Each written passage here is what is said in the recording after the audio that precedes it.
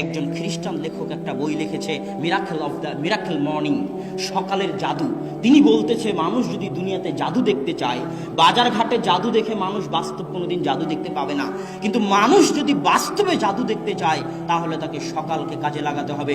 পৃথিবীতে বাস্তব জাদু সকালে আছে, পৃথিবীতে বাস্তব জাদু সকালে আছে, পৃথিবীতে বাস্তব জাদু সকালে আছে।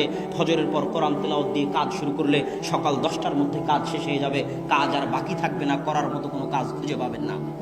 এর নাম সকালের বরকত। তিনি ওই বইয়ের মধ্যে লিখেছেন, পৃথিবীতে বর্তমান যত ব্যবসায়ী আছে যারা বড় ধরনের ব্যবসা করে, বিল গেটস হোক আর মুকেশ আম্বানি হোক আর ফেসবুকের প্রতিষ্ঠাতা হোক, আপনারা গুগলে গিয়ে তাদের নাম লিখে সার্চ দিবেন যে কখন তারা ঘুম থেকে উঠে, আপনি আশ্চর্য হলেও দেখবেন আপনারা মুসলমান হয়ে, আপনি মুসলমান হয়ে ফজরের পরে আলিশান ঘুম দেই, আপনি মুসলমান হয়ে ফজরের জামাত কাজা করে সৌদি আরবের মাটিতে পর্যন্ত সকাল 10টার আগে সকাল শুরু হয় না মুসলমান হওয়ার পরও।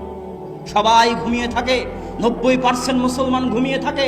অথচ এই খ্রিস্টানদের নাম আপনি গুগলে সার্চ দিয়ে দেখিয়েন তাদের সকাল কখন শুরু হয়। মুসলমানদের যখন ফজরের সালাতের সময় তখন তাদের সকাল শুরু হয়, কেননা তারা জানে সকল সফলতার চাবিকাঠি, সকল সফলতার মৌলিক উৎস হচ্ছে সকাল, সকল সফলতার চাবিকাঠি হচ্ছে ফজর, সকল সফলতার চাবিকাঠি হচ্ছে ফজর।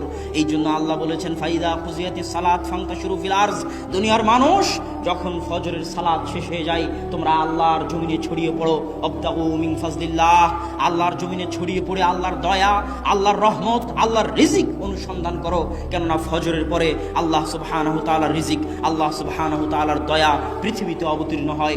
অতএব সময়কে যদি কেউ কাজে লাগাতে চায় তাহলে তাকে 5 ওয়াক্ত সালাত, বিশেষ করে ফজরের সালাত আদায় করতে হবে।